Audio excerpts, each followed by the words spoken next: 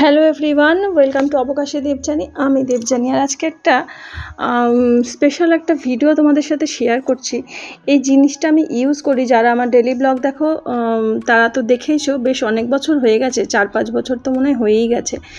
তো এই জিনিসটা হচ্ছে এগ বয়লার বা এগ কুকার। এখন সবার বাড়িতেই প্রায় এটা খুব ইউজ হয় আর খুব সুবিধা হয়, বিশেষ করে সকালবেলা যখন আমরা টিফিন বানাই, ডিম সেদ্ধ ব্রেকফাস্টের জন্য লাগে, বা একসাথে যদি বেশি করে ডিম সেদ্ধ বানিয়ে নিই তাহলে রান্নার কাজেও লাগাতে পারি। তো এটার মধ্যে 7টা ডিম সেদ্ধ করা যায়।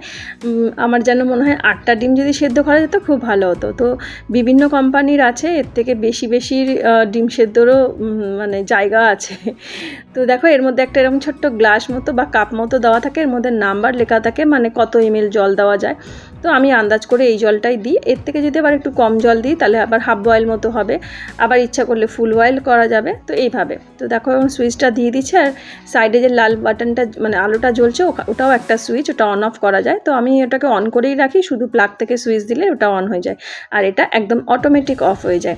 আর যারা জিম করে বা মানে কুসুম ছাড়া মানে ডিমটা খায়, তো তাদের জন্য একসাথে অনেকগুলো ডিম খায়, 7টা-8টা করে এরকম ডিম লাগে, তার জন্য এটা ব্রেকফাস্টের জন্য বা মানে স্পেশাল সময়ের জন্য এটা খুব দরকার।